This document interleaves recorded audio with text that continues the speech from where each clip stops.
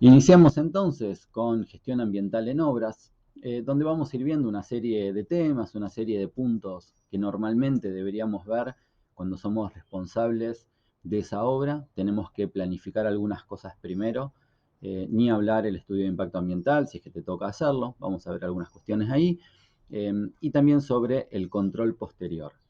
Estos son los temas que vamos a ir viendo, como te decía, el estudio de impacto ambiental, con algunas sugerencias, si se quiere, a la hora de tener que realizarlo. El plan de gestión ambiental, que es un poco más los requisitos operativos, si se quiere, desde lo ambiental en la obra, donde también hay algunas cosas tal vez por demás que no se exceden, pero que son así. El cumplimiento ambiental, que dependerá, por supuesto, de cada obra. También el control de esa obra cuando tenemos que ir después operativamente con la frecuencia que hayamos arreglado nosotros con la empresa contratista, y también la culminación de la obra, es decir, qué tener en cuenta a la hora de poder demostrar que no generamos un impacto ambiental o que no existen pasivos ambientales vinculados a la obra. Bueno, arrancamos con el estudio de impacto ambiental. Algunas cosas importantes acá, probablemente si haces estudios de impacto ambiental ya lo sepas, pero a todos nos tocó hacer un estudio de impacto ambiental por primera vez y también nos ha tocado hacer un estudio de impacto ambiental por primera vez en una obra, que no es lo mismo, claramente no es lo mismo. Por supuesto que uno de los conceptos los tiene, pero yo te voy a contar algunas cosas que a lo largo de los años me han sucedido y que me parece que por ahí te pueden servir. Lo primero es entender la magnitud del proyecto. Y esto es extremadamente clave. ¿Por qué? Porque las empresas, por supuesto, cuando nos quieren contratar para hacer un estudio de impacto ambiental, quieren pagar lo menos posible. Nosotros, al mismo tiempo, queremos hacer ese estudio de impacto ambiental porque suelen, más allá que quieran pagar lo menos posible, son estudios que a nosotros nos generan un ingreso importante. Pero muchas veces cuando la magnitud del proyecto nos supera para un trabajo personal, estamos en un problema. Pasamos un presupuesto muy bajo y después nos damos cuenta que, claro, hay un montón de cosas ahí en ese estudio que nosotros no manejamos a la perfección. ¿Y por qué? Porque no somos licenciados en casi todo. Yo, por ejemplo, soy licenciado en gestión ambiental, soy licenciado en higiene y seguridad, pero no soy ingeniero civil.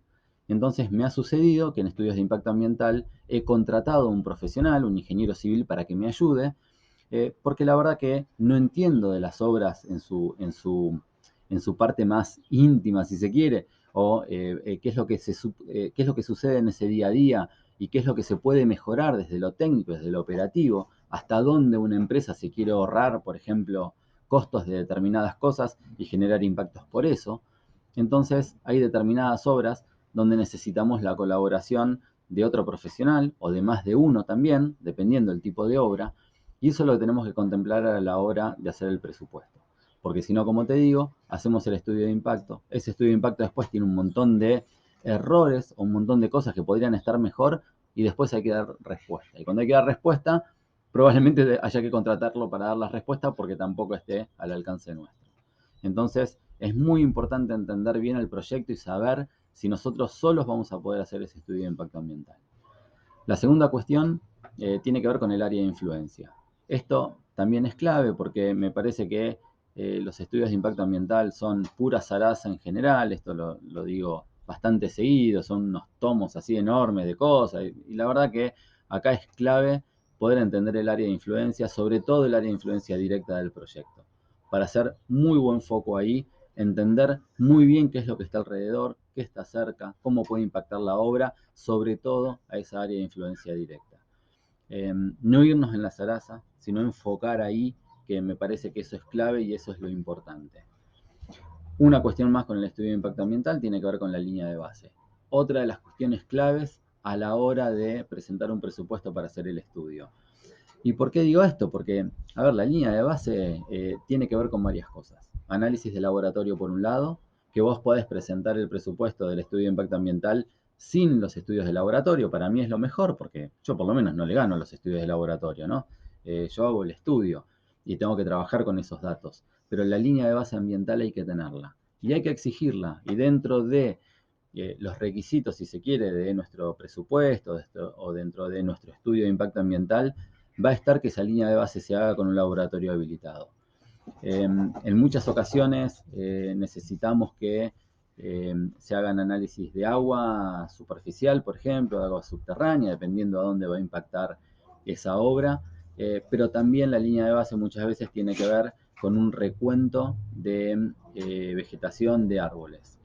Y la verdad que yo no sé hacer un recuento de árboles. Conozco del tema, obviamente, lo he hecho varias veces, he trabajado muchas veces con forestación, con recuento también de arbolado y demás, pero no soy un especialista. Por lo tanto, suelo contratar a un especialista, que es Verónica Gallegos, que trabaja recontra bien en el tema, eh, pero lo hago de esa manera, porque hay que hacer un muy buen recuento de especies, hay que saber cuáles son, cómo están esos árboles, y la verdad que para saber cómo están esos árboles hay que entender, hay que saber qué se puede extraer y qué no, qué hay que cuidar y qué no, y cómo se puede evitar hacer mayores extracciones de las que se deben hacer. Y además de eso, después hay que reforestar. Por lo tanto, acá esto es clave en la línea de base, saber qué estudios vas a necesitar y qué profesional o con qué laboratorio te vas a tener que apoyar y de qué manera eso ingresa en el presupuesto. Si lo presupuestas vos y lo pagás o si después lo van a tener que pagar ellos desde otro lado. Esto también es, me parece a mí, recontra importante. Otra cosa que tiene que ver con los estudios de impacto ambiental. Bueno, los impactos ambientales es claro que es lo que nosotros tenemos que hacer. Acá hay que elegir un método que sea apropiado para la magnitud del proyecto y para los impactos que estamos manejando. Esto también es muy importante. Empezamos con la matriz del Leopold, con Fernández Conesa, está todo fantástico. Después la obra es muy chiquitita y no hay manera de meter esos atributos dentro de nuestra valoración de impactos ambientales. Entonces yo lo que creo que hay que hacer es tener un método para diferente magnitud de obra, en este caso, e implementar algo que sea coherente, lógico, medible y que nosotros podamos explicar a los valores que llegamos. La otra cuestión son las medidas de mitigación, por eso te digo también de los apoyos con los profesionales, porque a veces las medidas de mitigación tienen que ver con cuestiones técnicas, a veces no, pero en ocasiones tienen que ver con diferentes manejos de obra que si nosotros no lo tenemos necesitamos el apoyo de un especialista en este tema que nos ayude a entender un poco mejor qué es lo que podemos pedir, cómo se pueden hacer para que el estudio que hagamos sea de verdad utilizable si se quiere, o que no sea un copio y pego de otros estudios, sino que sea algo que de verdad nosotros podamos llevar adelante. Bueno, vamos con el siguiente punto. Bueno, el plan de gestión ambiental. Eh, Se supone que esta es la parte operativa, que es el plan que la empresa tiene que llevar a cabo cuando desarrolla la obra. Este plan de gestión ambiental está conformado por una serie de programas. Acá tenés que mirar muy bien porque dependiendo quién sea, para quién estén haciendo la obra, muchas veces estos programas están preestablecidos o hay lineamientos ya que tienen, que son específicos de la entidad, por ejemplo, si es vialidad de la provincia, si es una obra que tiene que ver con cloacas de AISA, si, bueno, depende quién sea, muchas veces hay cosas que están como preestablecidas o hay que tener en cuenta. Estos programas, te decía, la verdad que hay muchos que tienen que ver con programas ambientales, programas de monitoreo ambiental, programa de manejo del obrador, programa de residuos, puede estar dividido en programa de residuos peligrosos, eh, programa de capacitación ambiental, bueno, una serie de programas que tenemos que llevar adelante eh, están como de alguna manera eh, eh, representado lo que tenemos que hacer en algunos otros estudios. Por ejemplo, del estudio de impacto ambiental una parte. ¿Por qué? Porque va a haber medidas de mitigación ahí que en los programas vamos a tener que tener en cuenta. También en la declaración de impacto ambiental, normalmente cuando las empresas presentan el estudio de impacto ambiental a la provincia, si es a nivel provincial, que es la obra, en realidad si es a nivel municipal también debería ser así, se emite una declaración de impacto ambiental o algún otro tipo de documento donde autorizan la obra, donde desde lo ambiental se dice que la obra se puede llevar adelante, pero muchas veces tienen algunos condicionamientos que tienen que tener en cuenta. y además lo que van a tener seguro es un plan de monitoreo aprobado que la obra va a tener que seguir. Entonces, cuando nosotros realizamos este plan de gestión ambiental con los programas, tenemos que ver claramente qué es lo que dice el estudio de impacto ambiental al respecto, donde muchas veces también hay un ítem. A mí, cuando yo hago los estudios de impacto ambiental, a mí no me gusta poner un ítem que diga plan de gestión ambiental. A mí, si te lo exigen como punto, lo tenés que hacer. Eh, pero si no, el plan de gestión ambiental viene después. Probablemente si lo estás haciendo, muchas veces te contratan solo para la parte operativa de la obra, entonces estás haciendo o vas a hacer el plan de gestión ambiental, pero el estudio de impacto lo hizo otro, entonces tenés que ver ahí los lineamientos que puso para el plan de gestión ambiental, si es que los puso, y si no, y también, digamos, además de eso, también los que existan en la declaración de impacto ambiental o en el documento de aprobación de ese estudio de impacto ambiental. Esto es clave. Por supuesto que otra cosa que tenemos que tener en cuenta para esto es el proyecto ejecutivo. Muchas veces en el proyecto ejecutivo es demasiado largo donde nosotros no podemos sacar demasiadas cosas de ahí, porque aparte son muy técnicos, pero sí es la reunión con el jefe de obra para poder charlar y que nos cuente cuáles son los pasos de esa obra, por dónde va a ir, por dónde va a pasar, cuáles son las actividades generales que se van a desarrollar, para que nosotros podamos entender cómo es el desarrollo de esa obra y podamos hacer el plan de gestión ambiental en función de eso. Porque un buen plan de gestión ambiental también tiene fechas o fechas aproximadas, ¿no? Entonces hay muchas cosas que deberían ir de la mano. Un plan de capacitación debería ir de la mano con el avance de obra. Por ejemplo, el plan de forestación o lo que tengamos que ver nosotros del plan de forestación, y bueno, va a tener que ver muchas veces con el avance de la obra. Los monitoreos lo mismo. No voy a monitorear, por ejemplo, un río o cualquier agua superficial antes que la obra empiece a pasar por ahí. Tal vez tengo, no sé, 6 meses, un año para que la obra empiece a pasar, entonces no tiene ningún sentido en el plan de monitoreo o en el programa del plan de monitoreo iniciar los monitoreos desde muchísimo tiempo antes. No es fácil muchas veces esto de juntarse con el jefe de obra y demás. Hay veces también que te piden el plan de gestión ambiental para pasado mañana porque lo tienen que presentar, porque nunca lo presentaron, porque la obra ya se inició, porque, bueno, nos pasan estas cosas y con lo que tenemos a mano, con lo que hay del estudio de impacto, un estudio de impacto que a veces tampoco está, tampoco lo tienen, le pedís la declaración de impacto ambiental o el documento de aprobación y tampoco lo tienen. Entonces, bueno, muchas veces tenemos que hacer un poco de cintura, sí, entender la obra, entender por dónde va a pasar, cuál es el ambiente receptor y demás, para poder hacer los programas lo mejor que nos parezca en ese momento. Después de última podemos ir ajustando algunas cosas, pero estas cosas van a pasar y estas cosas suelen suceder. Esperamos que no sucedan, ojalá sea todo prolijo y perfecto. Bueno, muchas veces no lo es y hacemos lo que podemos en el medio de todo eso. Lo que sí la empresa tiene que saber, ¿no? Cuando una empresa nos pide un estudio de impacto ambiental de hoy para la semana que viene, bueno, tiene que saber que lo que le vamos a presentar puede tener algunas cuestiones a modificar después. Porque la autoridad de aplicación lo va a exigir, porque sabemos que estamos, bueno, trabajando con lo que podemos y con lo que tenemos, y se lo tenemos que decir. Porque si vos no se lo decís, después ellos consideran que lo que vos le estás enviando es perfecto y después tenés que continuar vos eternamente modificando ese proyecto, ese plan de gestión ambiental, porque, bueno, empezás a tener los datos mucho tiempo después de lo que ellos necesitan que ese plan sea presentado. Así que, bueno, con esas cosas, bueno, cada uno tendrá que ir viendo. También hay que tener en cuenta las presentaciones en ese plan de gestión ambiental, presentaciones, por ejemplo, inscripciones como generadores de residuos peligrosos, habilitación del obrador, presentaciones que vaya que hacer después como presentaciones para la obtención de permisos de emisiones de fluentes gaseosos, emisiones difusas. Bueno, ahí tenés que ver todo lo legal que tiene que ver con esto, porque tienen que estar incorporadas en el plan de gestión ambiental. De vuelta, lo mejor que podamos con lo que tenemos. Con todo si tenemos todo, y si no, bueno, entendiendo que siempre pasa más o menos lo mismo, ¿no? Siempre un obrador suele tener residuos especiales, residuos peligrosos, depende de dónde estés, en provincia o en provincia de Buenos Aires o en otra provincia.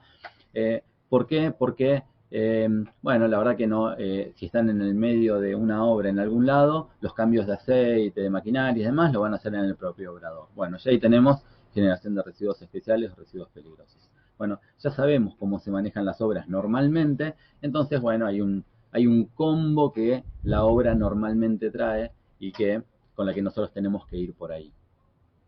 Por supuesto que tenemos que tener en cuenta los frentes de obra, como te decía, y el obrador mismo, donde va a estar instalado, qué actividades va a tener, si va a tener fabricación de hormigón, por ejemplo, o no, si va a tener un depósito de residuos peligrosos, que va a tener que tener, qué va a pasar con el tanque de combustible, porque también hay contenciones ahí, que si bien se ven desde otro lado y nos autorizan desde la parte de ambiente, sí la parte de ambiente tiene que mirar, bueno, entender un poco todo eso para poder armar el plan de gestión ambiental.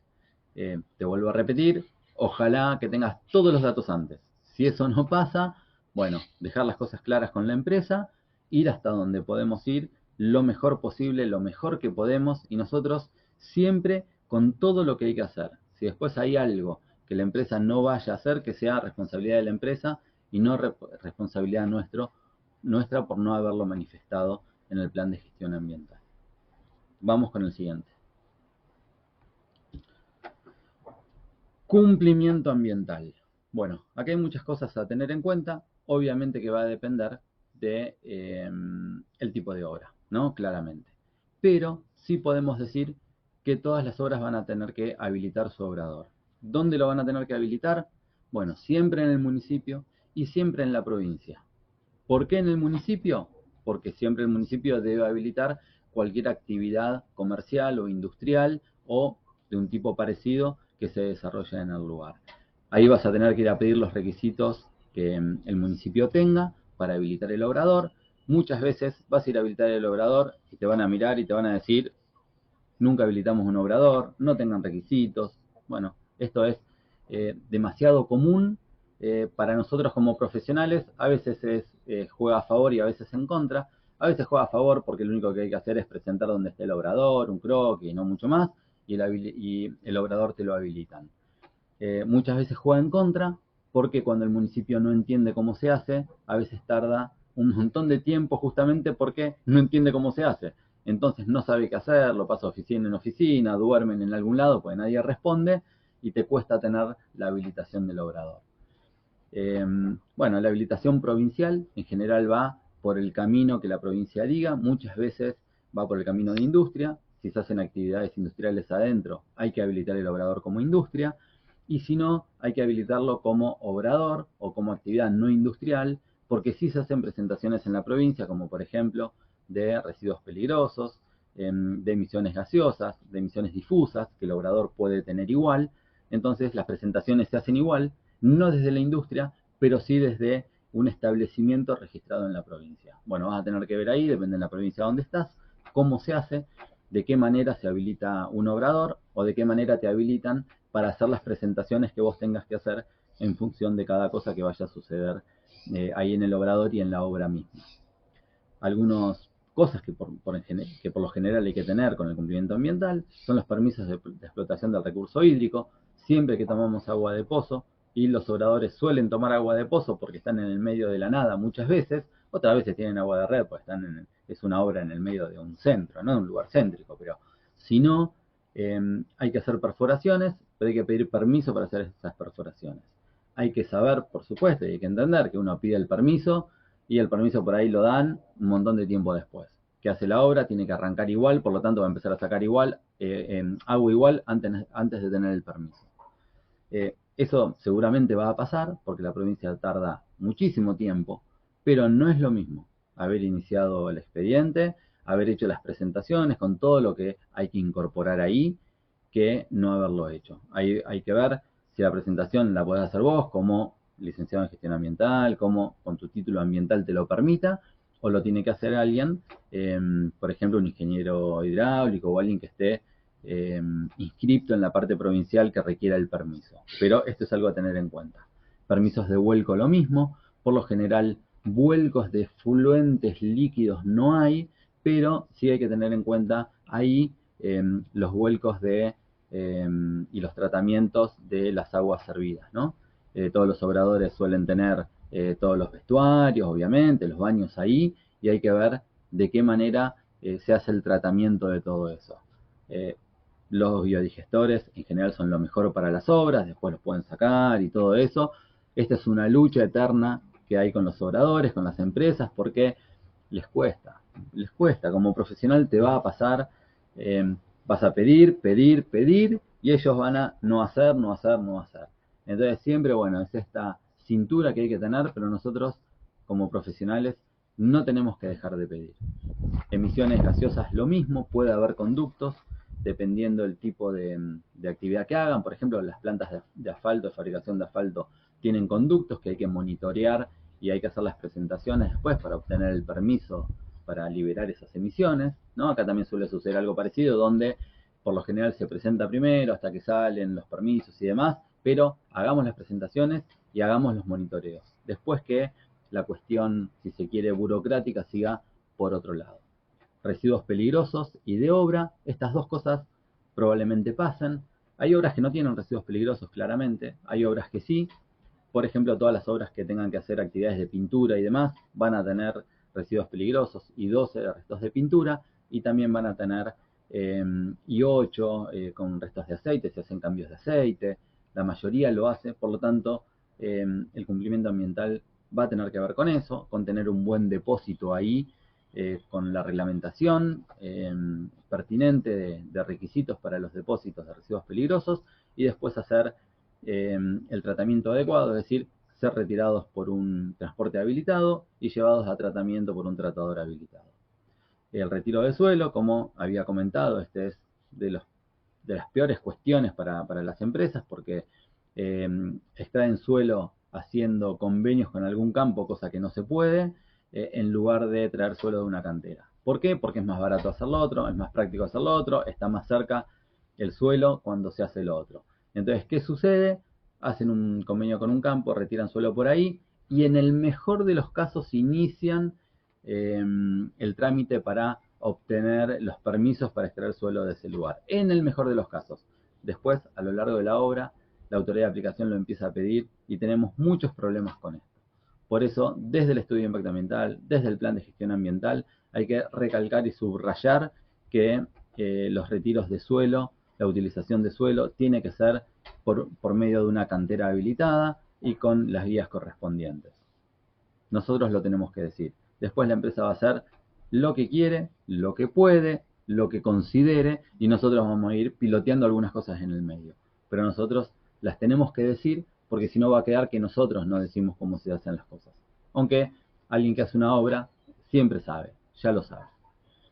Bueno, vamos con el otro punto.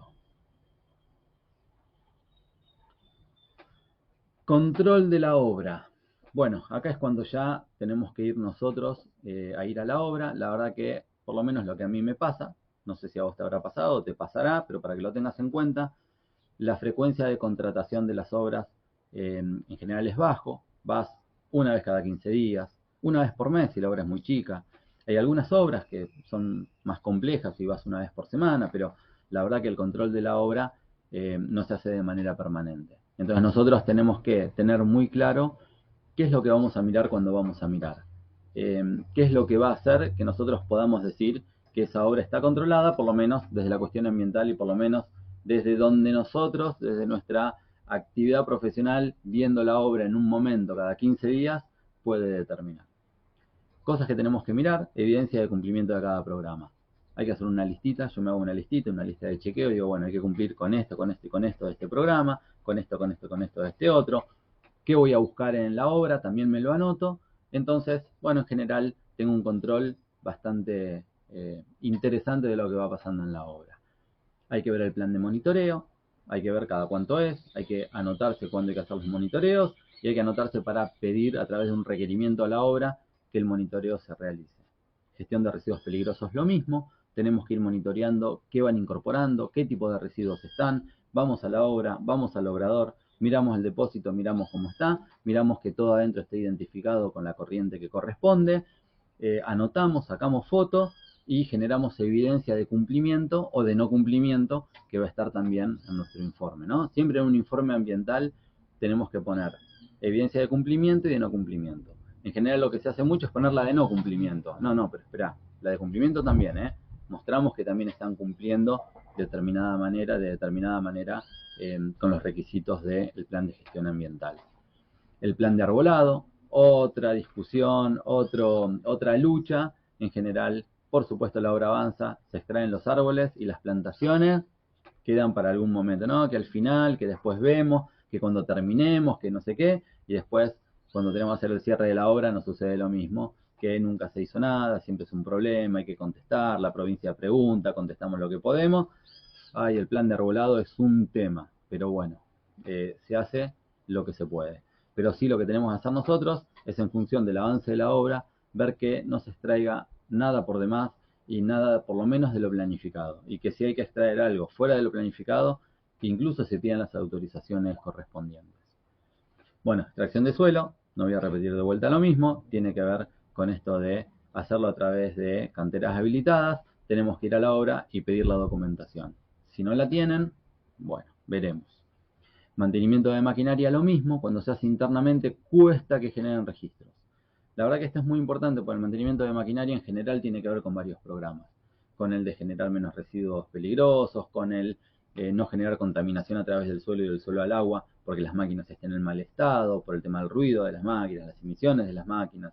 Hay mucho que tiene que ver ahí con el mantenimiento. Entonces, me parece que lo bueno es dejar evidencia del mantenimiento. Bueno, cuesta mucho que el área de taller de las obras no generen los registros. Bueno, hay que charlarlo, hay que insistir y hay que contarles por qué es importante. Porque nos genera evidencia de cumplimiento de un montón de cosas. Si después no lo hacen, nosotros más no podemos hacer. Pero te digo, es otra de las cosas que te va a costar y que estaría bueno charlarlas lo antes posible. Finalización de la obra. Bueno, esto creo que es importante, porque cuando la obra termina, nosotros tenemos que mostrar o tratar de demostrar que no se generaron pasivos ambientales. Y esto tiene que ver con algunas cosas. Sale plata, entonces a veces las empresas no lo hacen o no lo quieren hacer. Para mí es un error terrible que no lo hagan, porque nada mejor que vos tengas toda la evidencia posible para poder demostrar que no generaste impactos o que no generas pasivos ambientales. Y la verdad que hablamos de mucha plata, claro, para nosotros era mucha plata. Para la magnitud de una obra es nada, es el 0,000%. Entonces, no tiene ningún sentido no planificarlo para mí. Vas a tener que hacer estudios de laboratorio, por ejemplo, de recurso hídrico subterráneo, superficial, si es que corresponde. Dependerá del tipo de obra, por dónde pasó, qué pudo haber impactado, pero generar datos de análisis de laboratorio y poder compararlos con nuestra línea de base es fundamental. Por eso es tan importante la línea de base, porque a la hora de finalizar también, nosotros podemos demostrar que no generamos impactos por eso. Estudios de laboratorio también con análisis de suelo, por ejemplo, del obrador, y con todo lo que necesitemos al respecto. Sacar los biodigestores del obrador, todo lo que hayamos instalado, es bueno sacarlo y sanear toda esa parte de suelo, sacar fotos, mostrar evidencia de todo ese trabajo hecho y que no se evidencia ningún tipo de contaminación alrededor, es otra de las cosas claves. Depósito de residuos peligrosos. Cuando termina la obra hay que planificar un último retiro de residuos y decir, dejamos el depósito limpio.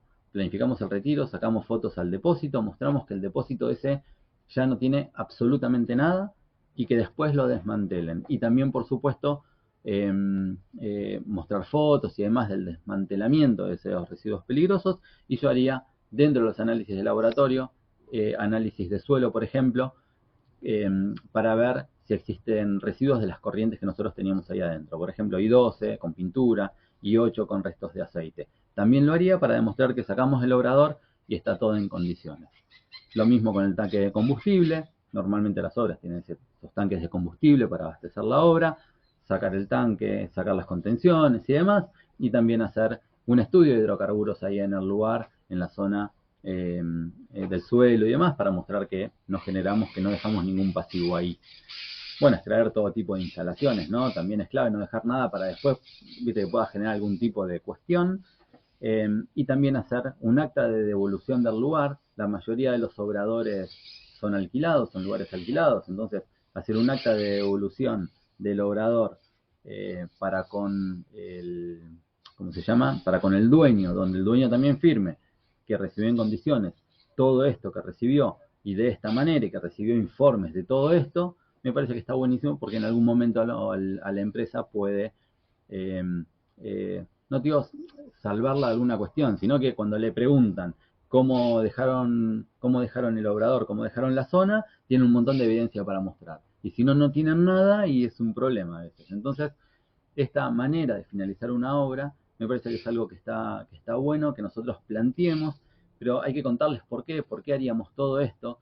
Y la verdad que lo que estamos haciendo es cuidar a la empresa al final de cuentas nosotros, ¿no? Lo que estamos haciendo es decir, mira, si al final después a vos te van a pedir un montón de cosas, bueno, vos vas a tener un montón de evidencia de que hiciste las cosas bien, que no generaste pasivos ambientales y que el lugar no esté impactado, por lo menos más de lo razonable que pueda estar impactado después de que estuvo un obrador ahí.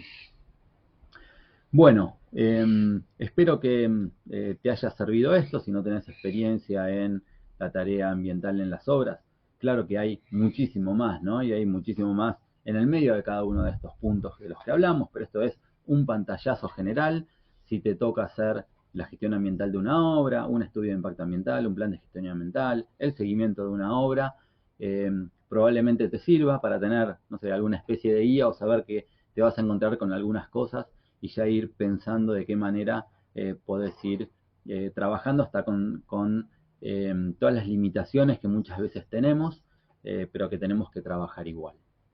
Bueno, te agradezco que hayas llegado al final de este video. Por supuesto, como siempre pedimos, de comenzar a seguir el canal. Siempre hay cosas para los profesionales que trabajan en municipios, para los municipios mismos, ¿no? Ni hablar, pero es un canal donde se busca aportar alguna cuestión. Y cualquier duda, cualquier cosa donde pueda colaborar con alguien, ya saben que me envían un mensaje, me mandan un WhatsApp, incluso desde la página web. Está el botoncito del WhatsApp, así que me mandan ahí un WhatsApp y si puedo dar una mano, obviamente que la voy a dar, así como cuando yo pido que algún colega me dé una mano, también me la dan. Y esto está bueno, me parece que por ahí contar un poco las experiencias que todos tenemos en algunos puntos o en algunas partes de la actividad profesional, está bueno porque alguien le puede aportar. Bueno, nos vemos entonces en el próximo video.